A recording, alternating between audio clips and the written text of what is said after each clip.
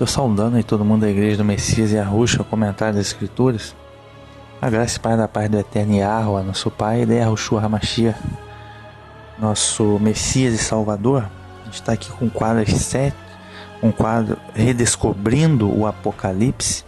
A gente está estudando aqui as profecias das 7 igrejas do Apocalipse, capítulo 2 e 3. Bem, vamos adentrar nesse momento no episódio As 7 igrejas do Apocalipse, parte 4. Nesse momento, eu vou adentrar no capítulo 3 do Apocalipse. Vamos já adentrar na 5ª igreja. Tá? Recomendo você assistir a playlist Redescobrindo o Apocalipse. No link na descrição do vídeo vai ter o link dos episódios iniciais das 4 igrejas, do capítulo 1 também. Enfim, tem um escopo teológico também sobre a forma interpretativa aqui do Apocalipse. Já tem muita coisa já na playlist Redescobrindo o Apocalipse, ok? As 7 igrejas do Apocalipse, parte 4. Apocalipse capítulo 3, a partir do verso 1, é a carta que é enviada à igreja de Sardes, tá? A igreja de Sardes, tá? A igreja de Sardes, a palavra Sardes significa o remanescente, tá? O remanescente, tá? E o que faz referência a essa igreja de Sardes? Quem seria essa igreja de Sardes remanescente? Bem, a gente viu que a 4ª igreja de Tiatira, a igreja católica, né? Surgiu lá no final do século IV e veio vindo até hoje existe, né? Mas até o ano 1500 lá estava como a única, né? Manteve a hegemonia, né? Dentro do cristianismo. Essa igreja de Sardes, o remanescente, né? Faz referência à reforma protestante. Reforma protestante. Então, Sardes é o que se chama hoje de igreja evangélica, né? Que foi chamada de forma pejorativa de igreja protestante, né? Por fazer um protesto contra lá o catolicismo, que era a única religião da época. Então, a igreja que começou lá com Lutero, 31 de outubro de 1500, né? O Lutero colocou lá as suas teses, né, e começou o seu movimento, né?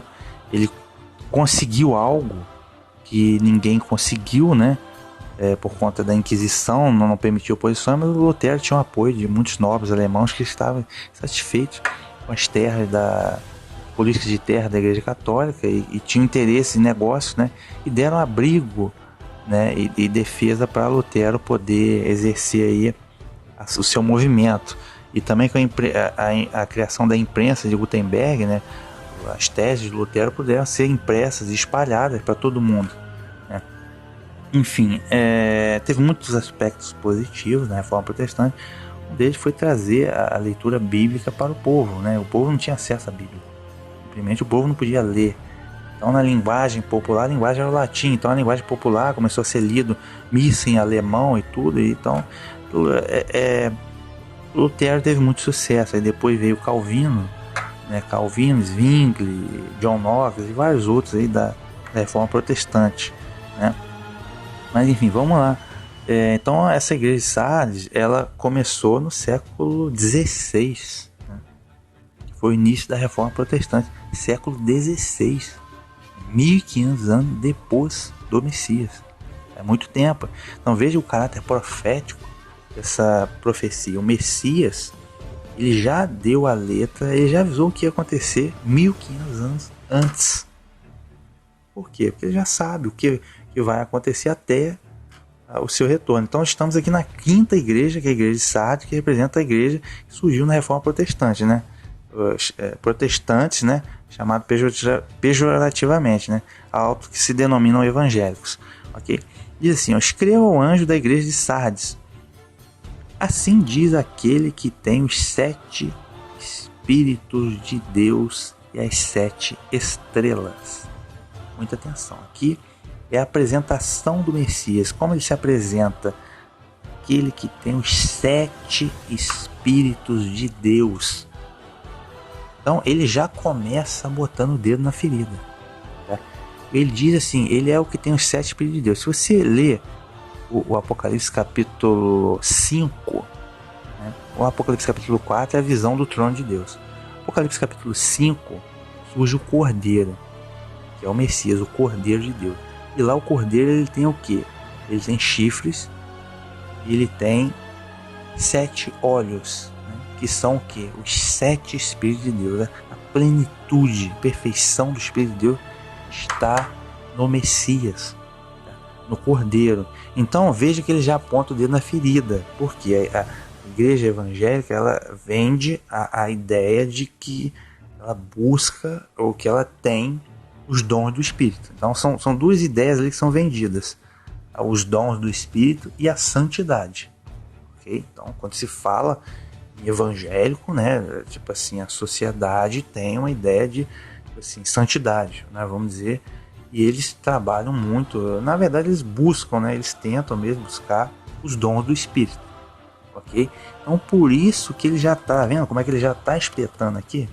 Ele está dizendo, aquele que tem os 7 Espíritos de Deus. Então os 7 Espíritos de Deus não é um, o Espírito Santo não é a terceira pessoa. Não é a terceira pessoa, isso é heresia. Os 7, pensando como 7. Tá? Plenitude de qualidades, virtudes e poderio. O Espírito de Deus é o que o Messias tem, né? Por isso que ele expressa a imagem de Deus visível. Mas enfim, então ele já está espetando. Será que é isso mesmo? Será que lá na igreja de Sardes, que representa a igreja evangélica, será que estão mesmo com essa bola toda? Esse poder do Espírito todo mesmo? Será? Ele é que vai dizer. Por quê? Porque ele é que tem os 7 Espíritos, a totalidade. Então ele vai dizer agora, olha só.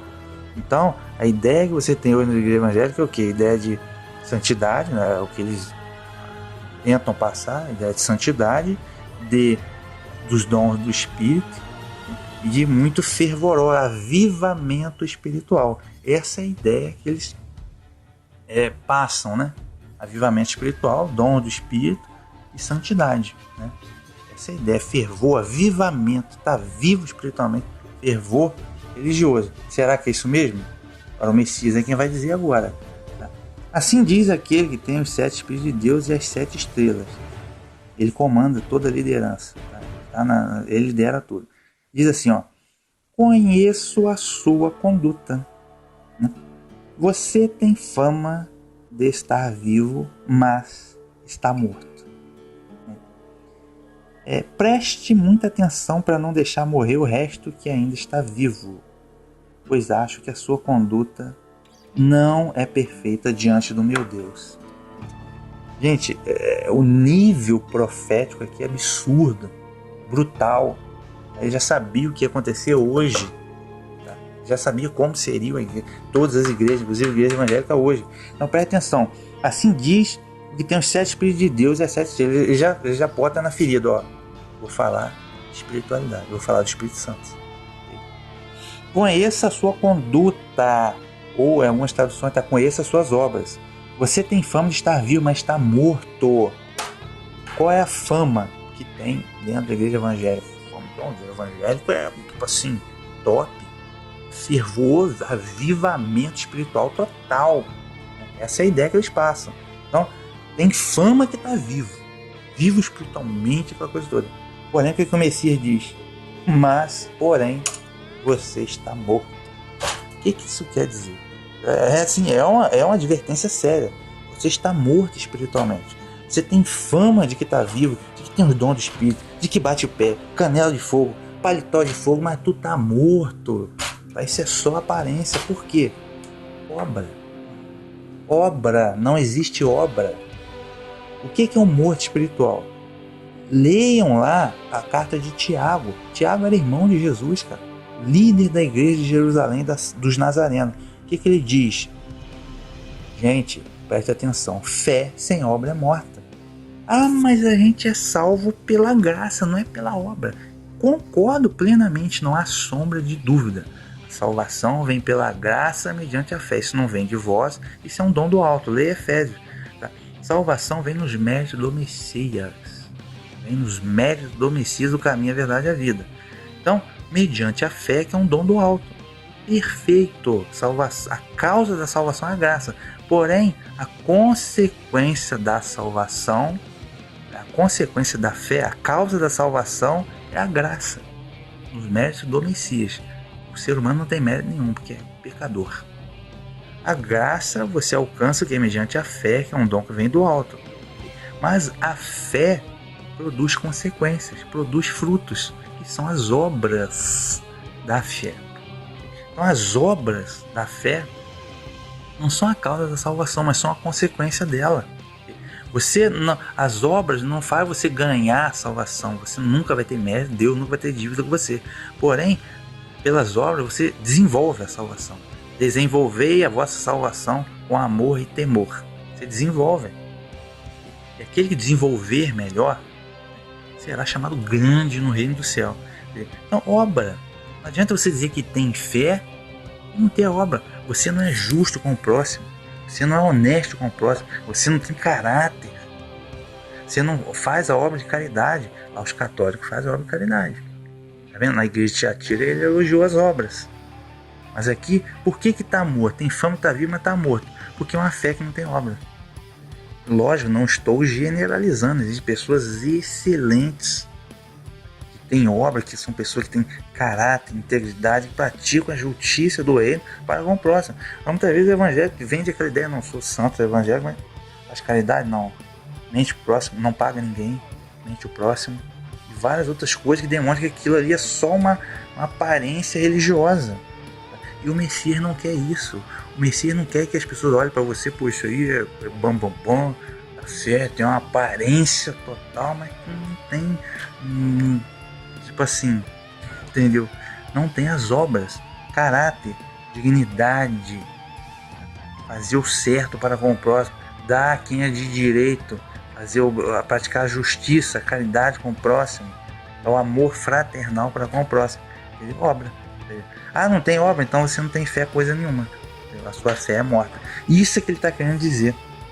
Então, pô, muitas vezes a pessoa não tem aquela coisa, aquele avivamento espiritual, mas é uma pessoa que pratica os ensinamentos do Messias. Justiça, não mente, faz a caridade, amor fraternal, e não tem aquela aparência toda de avivamento espiritual, mas é uma pessoa que está mais viva espiritualmente, que tem as obras. Deu para entender? Então, isso é que ele quer dizer aqui, tá? Preste muita atenção para que não deixar morrer o resto que ainda está vivo, né? Então ele ainda fala isso. Não deixe morrer o resto que tem, não. Entendeu? Pois acho que a sua conduta não é perfeita diante do meu Deus. Opa! Aí tá. Ele está falando de conduta, do caráter, integridade. Não está reto diante de quem? Diante do meu Deus. Opa, ele está espetando de novo. Porque o Messias é o Filho unigênito. Ele já se apresentou como Filho de Deus na igreja de Tiatira. Na sequência ele diz, tuas obras não são retas diante do meu Deus. Ele está dizendo que ele tem um Deus. Está vendo? Ele está dizendo, o Messias está dizendo, Cristo está dizendo, suas obras não são corretas diante do meu Deus. Ele está dizendo que ele tem um Deus. Quem é esse Deus dele? É o Pai. É o Pai. É o Deus dele. Ele está espetando. Por quê? Muitas vezes dentro da igreja evangélica comete-se o pecado da usurpação. Os católicos são idólatras, concordo. Mas tem idolatria e tem a usurpação. O que é usurpação? Para eles, Jesus é o Pai, é a mesma pessoa. Eles estão falando de Jesus, estão falando do Pai. Entendeu? É a mesma... Não, o Pai é o Pai, o Filho é o Filho. Isso está categórico em toda a Bíblia. Até nas saudações do apóstolo Paulo, graça a vós e Pai, da paz de Deus, nosso Pai, e do Senhor Jesus, nosso Salvador. Até em todas as saudações está dividido claramente. O Pai é o Pai, o Filho é o Filho. Para eles não mudaram até a saudação, mudaram até a saudação bíblica. Então eles acham que estão falando o nome de Jesus, que já é um nome genérico, a gente já viu nos outros episódios, achando que estão se referindo ao Pai, não é? Entendeu? Então, ou seja, ele está dizendo que ele tem um Deus, que no caso é o Pai dele. Então, mais uma espetada que ele dá. E o Pai, tipo assim, ficou relegado ao último, é uma figura esquecida dentro do culto evangélico. O Pai, ninguém nem sabe que existe Pai. É a grande realidade. Então ele já espeta aqui. Dando sequência aqui. Lembre-se de como você recebeu e ouviu. Pratique e se converta. Dizendo aqui que é para praticar. Pratique se praticar efetivamente o evangelho na vida secular e como próximo. Não adianta o cara ir lá no culto, dar rodopio, falar mistério, dá rodopio e sai fora do culto, não tem uma prática real, leal com o próximo, entendeu? Não é o espetaculismo, não é o show que faz um verdadeiro discípulo, entendeu? É a prática, entendeu? Vamos lá, se você não vigiar, eu venho como ladrão. Não, extraordinário, brutal a profecia, é brutal o nível, entendeu? É brutal. Veja o que ele diz: lembre-se de como pratique, se converta. Verso 3: se você não vigiar, eu venho como ladrão, e você vai se surpreender, porque não sabe a hora. Se você, no evangelho, não vigiar, eu venho como ladrão. Ele está dizendo, ele vem repentinamente, de surpresa, como ladrão, e você vai se surpreender, porque não sabe a hora que eu venho. Aleluia. O nível é brutal, é bruto o negócio. O que ele quer dizer? Na igreja evangélica, eles estão esperando o quê? Umas coisas muito fortes. Eles estão esperando o arrebatamento. Jesus vai voltar a qualquer momento e vai levar eles para o céu. Aí você vai me perguntar, existe um arrebatamento? Existe um arrebatamento sim na Bíblia. Só que não existe nenhum arrebatamento secreto. Tá? O retorno do Messias é uma parousia do grego, visível e glorioso. Um retorno, todo olho verá. Está lá no Apocalipse capítulo 1, todo olho verá. Todo olho verá, e não é secreto. Tá? O arrebatamento, 1 Tessalonicenses 4, é o único lugar que fala diretamente explícito de um arrebatamento. O arrebatamento depende de uma ressurreição. Primeira ressurreição que acontece primeiro. Primeira ressurreição no Apocalipse é o capítulo 20, queridos. Tá claro, se é a primeira ressurreição, não existe nada além da primeira. E não existe um outro arrebatamento secreto. Seriam 2 arrebatamentos. Não existe, simplesmente está fora da jogada. Doutrina maçônica, que vai levar muitos ao engano. Então não existe arrebatamento secreto, não existe arrebatamento pré-tribulação. Tá? Então, ou seja, muitos estão esperando, e quando o Messias retorna, ninguém sabe. Nem o próprio filho, nem ele mesmo sabe. Só o Pai é quem sabe a hora, ninguém sabe. No entanto, nós temos pistas, nós não estamos ao relento, nós temos pistas e sinais de acordo com as Escrituras. Então, arrebatamento secreto, tá? Antes da ressurreição, não existe. Então, o retorno do Messias, Apocalipse 19, segunda parte, destruir a besta, o falso profeta no Armagedon. Tá? Depois tem a primeira ressurreição, depois disso é que tem que ter o arrebatamento. Caso contrário, não tem arrebatamento algum, é antibíblico. Tá? E quando ele cita, eis que vem como um ladrão repentinamente, tá? É o que? Apocalipse capítulo 15. Quando os exércitos das terras, quando o reino da besta cair em ruínas, vão se reunir os exércitos da terra, vão se reunir no lugar chamado Armagedon. Aí ele cita no Apocalipse capítulo 15, deixa eu ver aqui se é o verso 14. Tá. Apocalipse capítulo 15 não tem verso 14, na verdade. Né? Apocalipse, vamos ver aqui, Apocalipse 16, verso 14. Para os congregar para a batalha naquele grande dia do Deus Todo-Poderoso. Verso 15, eis que vem como ladrão, bem-aventurado aquele que vigia e guarda seu vestido, para que não ande nu e não veja as suas vergonhas. Eis que venho como ladrão. Apocalipse 16, verso 15. Cadê a besta surge no Apocalipse 13? Cadê o arrebatamento pré-tribulação, meus amigos? Cadê o arrebatamento secreto? Primeira ressurreição no Apocalipse capítulo 20. Não existe. Então, simplesmente, eles estão enganados. Tá? E muitos vão cair na marca da besta, tá? Achando que vai ter um arrebatamento antes, vão aderir à marca da besta. Os próprios líderes religiosos dele vão incentivar eles a aderirem à marca da besta por causa de ganância de dízimos e ofertas de grandes religiões, grandes templos, ok? Simplesmente por causa disso. Então, você achar que você está vivo espiritual não quer dizer que você efetivamente esteja. Tá? Por quê? Se estivesse efetivamente nas obras da fé, tá? Como foi o exemplo do pai Abraão, abre o seu discernimento espiritual e você não cai nessas malandragens. Então aqui ele está dizendo, não é todo mundo que vai cair, não é todo evangelho que vai cair, mas muitos vão cair. Ele está exortando. Se ele está exortando isso, é porque é importante. Então, ou seja, ele parte aqui de que você vai se surpreender com a hora que ele vai chegar. Entendeu? Muita gente já vai estar marcado com a marca da besta, né? Vai chegar lá no Armagedon, muita gente não vai saber. vai ser pego de surpresa. Então, ou seja, muitos estão esperando tanto Jesus para voltar. Agora, a qualquer momento, se bobear, vão ser pego de surpresa. Entendeu? Vão ser pego de surpresa. Tá? Continuando aqui. Então, ou seja, é brutal. Ele cita também esse negócio do retorno, Jesus voltar, ele já critica ali. Tá? No entanto, verso 4. Sei que aí em Sardes existem algumas pessoas que não sujaram a roupa. Estas vão andar comigo vestidas de branco, pois são pessoas dignas. Uma outra coisa que é muito praticada, anunciada na igreja evangélica é a questão da santidade. Né? Isso está correto, mas ele está dizendo, depois de tantas críticas, no verso 4, ele diz: sei que aí em Sardes existem algumas pessoas que não sujaram a sua roupa, que são, ou seja, pessoas íntegras, pessoas que efetivamente estão vivendo em santidade. Agora ele está dando um elogio, mas ele não está dizendo que é todo mundo. Ele diz: existem algumas pessoas, estas vão andar comigo vestidas de branco, pois são pessoas dignas. A integridade espiritual e moral dessas pessoas, é o que ele está dizendo. O vencedor vestirá a sua roupa branca. A vestidura branca significa justamente isso: integridade, santidade espiritual, integridade, caráter, moral. Okay? Isso que significa as vestiduras brancas.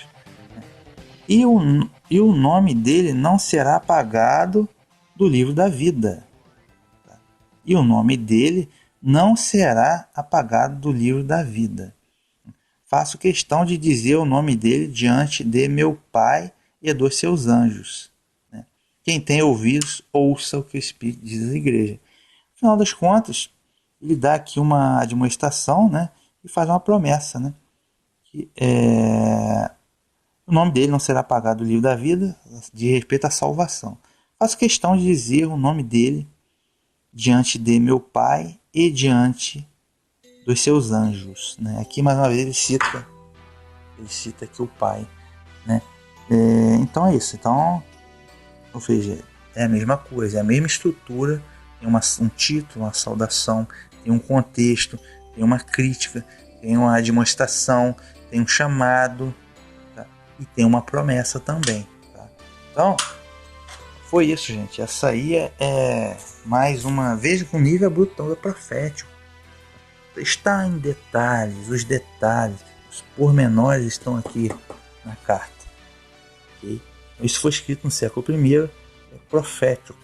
A gente consegue entender tudo que está acontecendo hoje. Então, essa igreja de Sardes, esse Sardes significa o remanescente, representa a igreja evangélica. E surgiu lá no século XVI, né? Como eu já disse, está e existe até hoje também. Tem vários movimentos. Primeiro despertar, segundo despertar, aconteceu nos Estados Unidos da América, século XIX. E no começo do século XX também, surgiram várias denominações, né? Desde adventista, vários outros, pentecostal, aí tem o protestantismo de fronteira, né? Já foi o segundo grande despertar, né? Lá em Kentucky, no Velho Oeste dos Estados Unidos, meados do século XX. E no primeiro grande despertar, o destaque é John Wesley, né? Que veio a ser conhecido metodista, né? John Wesley, Charles Wesley, George Whitefield, essa galera toda aí, lá nos Estados Unidos da América, que foi onde bombou. A reforma protestante foi na Europa, mas primeiro grande despertar e segundo foi realmente nos Estados Unidos da América, e essa religião se espalhou para o mundo inteiro, um caráter missionário muito forte também. E aqui no Brasil, por exemplo, rivaliza, né? Disputa espaço com o cristianismo católico. Tá? Então, a igreja de Sardes, né, que é a quinta igreja do Apocalipse, beleza? Então até aí vem a notável igreja de Filadélfia. Quem será, né? Quem será eles? Mas enfim, fiquem todos com a Shalom e até o próximo episódio.